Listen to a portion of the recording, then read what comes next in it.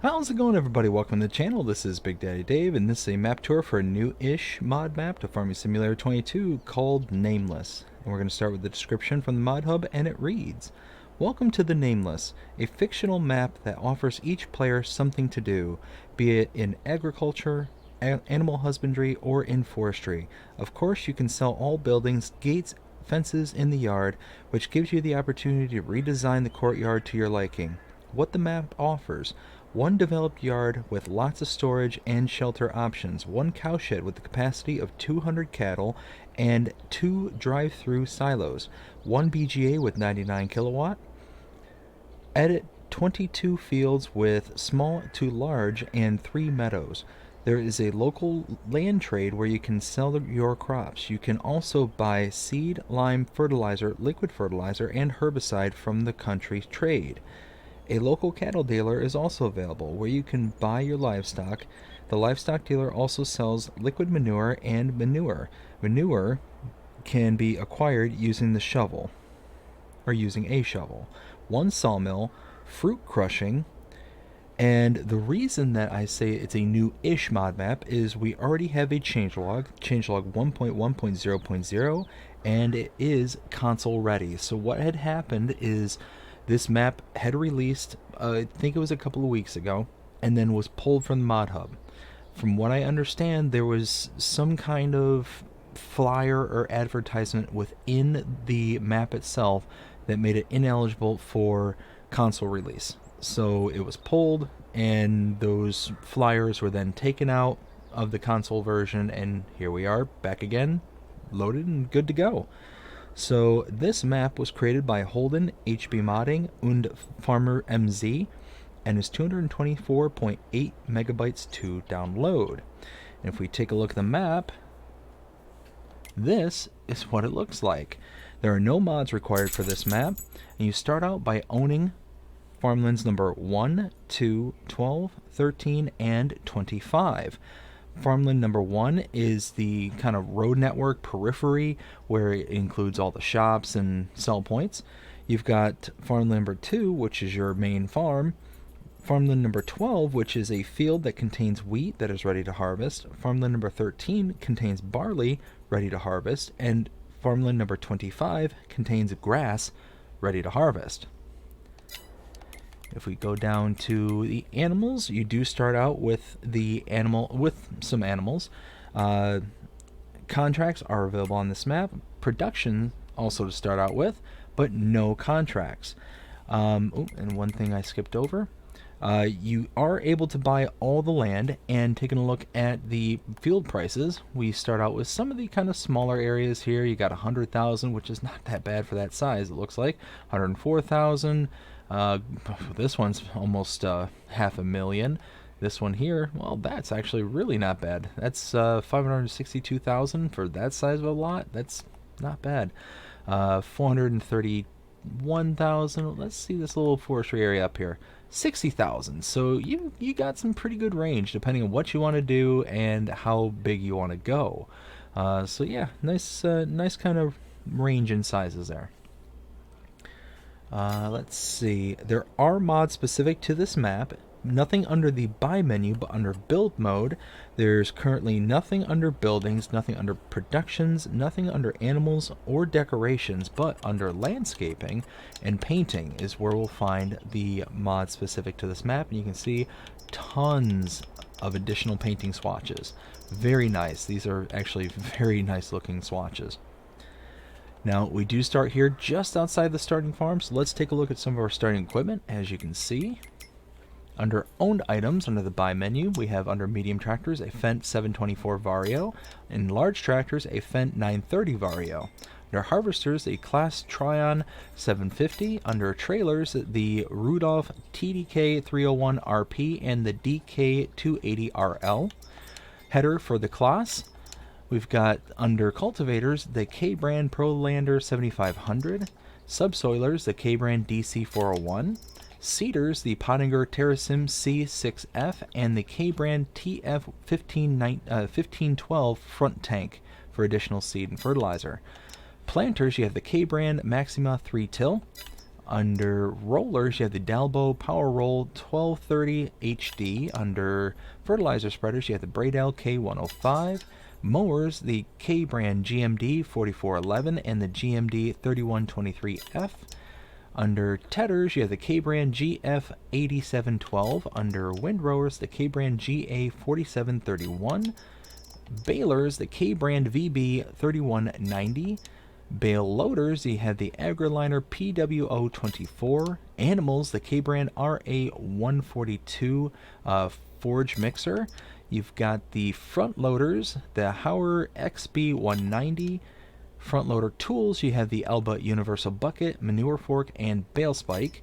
Under header trailers, you have the Nardi N6035. Weights, you have the 10 Winkle Pack 750, a pair of those actually. And that is it. So you get a fair amount of equipment to start out with. So let's go ahead and make our way into the starting farm and take a look over here at our starting silo. Nice big one. Nothing's in it. Inside here you have a repair trigger right there. Fair bit of storage, both just covered and actual storage buildings. Tucked away around the back here, you have a solid fertilizer silo and a liquids silo, liquid fertilizer silo. Gas tank right here. You have a BGA right here on the farm. You can see you do own it and you can start using it. Solid inputs here, liquid inputs here, liquid outputs, aka your digestate, right over here.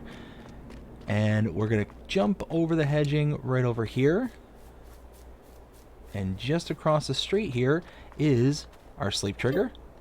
And tucked away in here, our wardrobe trigger. So run back across the street. Jump. We'll head over to the back side of the BGA. And you can see just all your equipment's just kind of strewn about the yard. On the back side here, you do have a cow barn here. You have your slurry output right there. Inside here is your feed trigger, just tucked away right in there. A couple bunker silos here on the starting farm. And here is your cow barn, the trigger for it. You have 50 out of 200 cows. So fair bit to start out with, which is nice. Nothing in the barn, so you got to start making feed right away. You got to start, with straw if you want manure. You got to put down a manure heap if you actually want manure. So you're starting out well, but you still have some things to go. Your straw trigger for the barn is here, and your milk trigger is right in here. Now, one thing I'm going to point out right away I thought was rather interesting. So you have a cow barn. You can't produce milk or anything like that because you have no feed. It's just kind of sitting here until you do something with it. But what's I found very strange is, one, you don't have an area where you can sell all your products. So you can't sell grapes, can't sell olives, keep going down, can't sell cotton, can't sell eggs, can't sell wool, milk. That's what struck me as really odd, is that you have a cow barn, but nowhere to sell milk. You can't put it into a production site because there's no production on the map. It just, I don't know, seemed rather odd that was the case. It just, I don't know, very, very odd indeed to me. So go ahead and come around here. Oh, this is the wrong barn. This is the one I'm looking for. That's what I wanted. Fire up the big fent and start heading around the map. Pull out the camera just a little bit.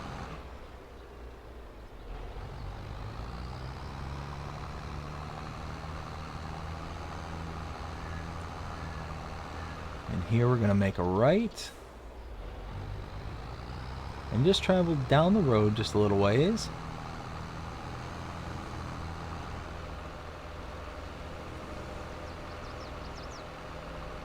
So I will say, based on the size of the fields, 'cause the majority, whoops, wrong way. The majority of the fields that are around here are rather large. The vast majority of them. This is where I want to turn. And the problem is that the road network is incredibly narrow. Incredibly narrow. So you're not going to get like massive size equipment around this map and be able to do whatever it is that you want to be able to do, to get through your harvest as quick as you possibly want to. So just keep that in mind, because it's rather tight around here. Over here is the sawmill. You can see $100,000. You have your input right here, your wood cell trigger right here, and your output for your production is just back here. And your wood chips come out here. Where is... No, hold on. That's the wood chip output. Where is the product output?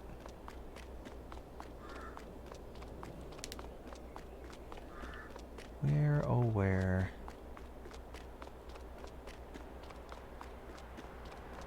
Here it is, right here. So this is product output.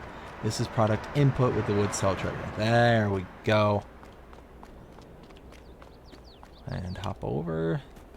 Hop back into the tractor.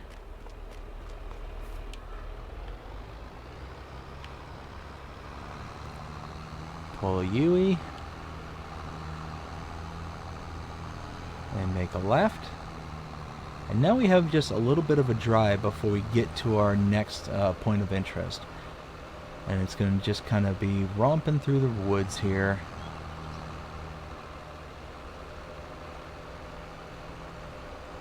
And you can see that there's, for the most part, a pretty flat map. There's not a lot in the way of undulations. It's just small rolling hills. It's not completely flat, but going to be, plenty of area for your building up and making it your own kind of thing. We're going to hop out the tractor and run over here.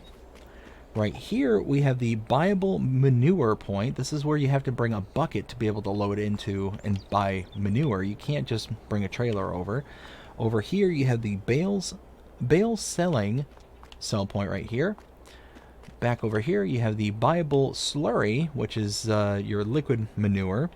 And right here you have the animal dealer. Now if you want, you can come to this location, or you can use the same icon at your pens and pastures to be able to purchase your animals directly. Now if you do that though, you will incur a delivery fee. Essentially it's just an extra fee, and it's simulating that the animal dealer has delivered the animals for you. So it can get a little expensive depending on how many animals you're trying to get all at once. If you're getting an adult cow, that's $100 per cow. So we have 50 cows, we have room for 150 more. 150 times 100, it gets pretty expensive. Now you can save that money though if you come to this location with an animal trailer, whether it's leased or whether it's owned, it doesn't matter. Bring it to this location, load directly into the animal trailer, and then deliver the animals to the pens and pastures yourself. That'll save you that delivery fee. And if you're getting enough animals, will save you money in the long run. Now we're going to hop back over, hop back into the tractor, and continue on. And again, we're going to have a little bit of time between here and the next part. But you can see just how much. Let me pan out just real quick. I mean, they're very, very large fields. This is a grass field to my right. Very large fields that we're working with. Very muted in the way of color palette. I think that there's just a lot of greens and a lot of not a whole lot of flowers and stuff, so it kind of really lends to that kind of realistic look. Like this, driving through here reminds me of driving through the kind of state property back up where I used to live in Michigan. There'd be state-owned property, and you could drive back there with your trucks or quads or whatever, and just it'd just be nothing but trees and occasional clearing for fields and stuff, and it's just massive amounts of area, and just kind of get that same vibe here. Here's a little bit of an undulation in the ground right there. Like I said, pretty flat for the most part. A little bit of rolling hills, but not not too much. Now here we're going to pop out, go across the street. Alright. So right here in front of me, to my kind of, well, straight ahead from the camera, we've got the fertilizer station, the seed station, and the lime station. So each one of these you can purchase seed, fertilizer, or lime. It's one per silo. And around the corner here we have the land trade sell point, and here we have both the herbicide station and liquid fertilizer station, both of which are sell points. Buy points. So you got a sell point here, buy point here, and buy points behind me as well. Now we're going to come out the back side over here.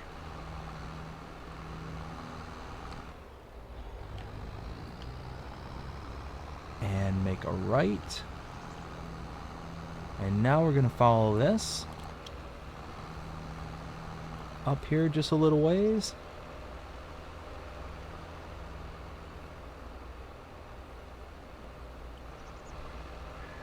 I really like this kind of plating that's on the ground here. I've never seen anything like it, and I've seen several maps that kind of do this plating texture. Now, I don't necessarily understand the purpose of why there would be all those kind of pads. Like, I'm sure if it's a bit swampy or something like that, it might help prevent, tractors and pieces of equipment from, sinking in the dirt or creating, big ruts or anything like that. So that's potentially a purpose, but I don't know. It's just not something I'm used to seeing where I come from. Now we're going to come out through here. Cut right across the street.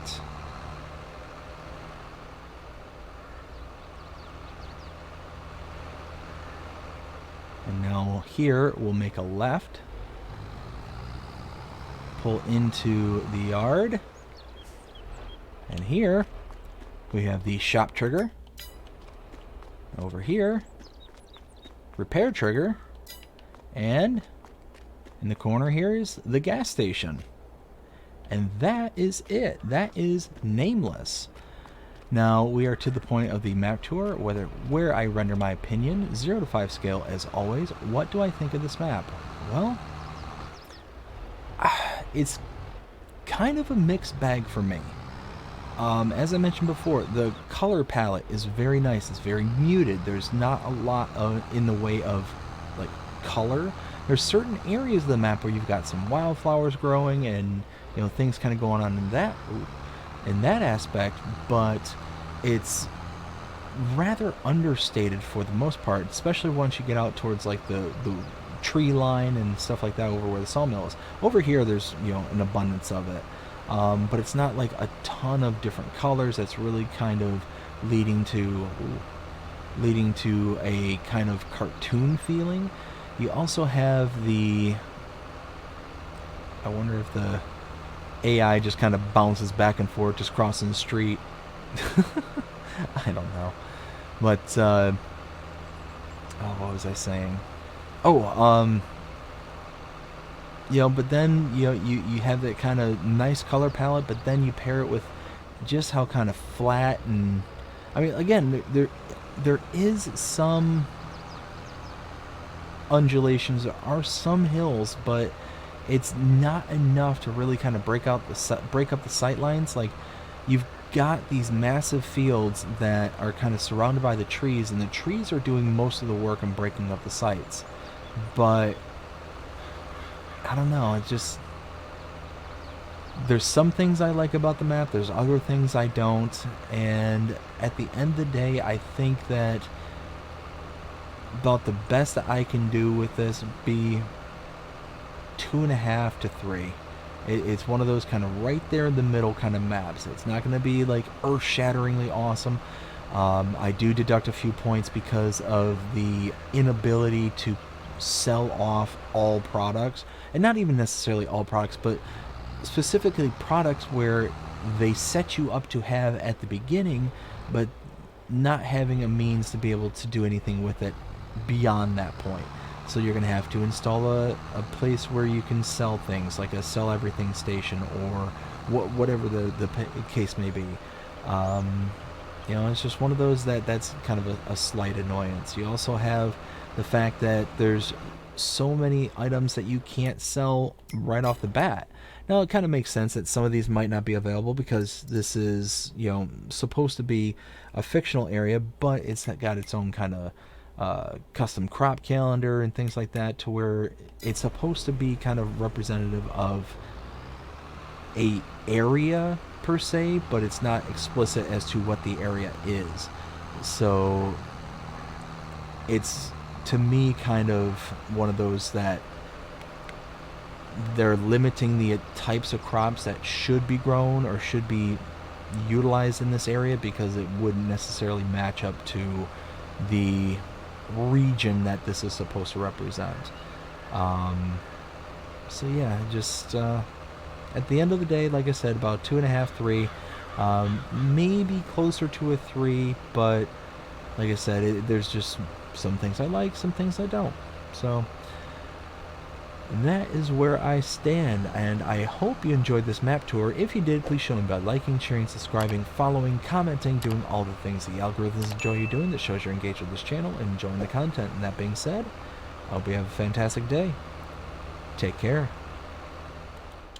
How's it going, everybody? Editing Dave here, and this one thing I noticed after finishing off the main body of the tour for the Nameless map was the fact that I need to actually downgrade the score. I'm actually going to lean more now towards a 2.5 to a 2.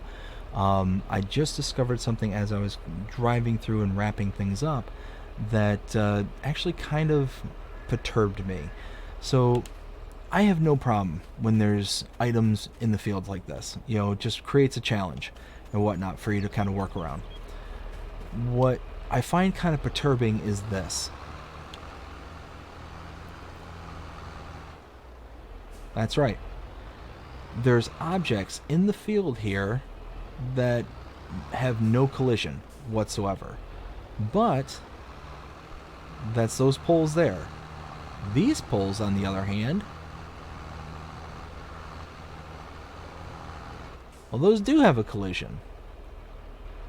So it just seems like these electrical poles here just are pointless to me, and it would make more sense for them to have a collision, just like the big electrical towers that you have right here.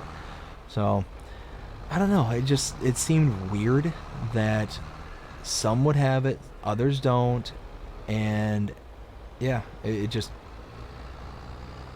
a couple of those things are just odd to me. So I wanted to just come back on real quick, point that out, and, you know, adjust the score accordingly. So I hope you have a fantastic night. Take care.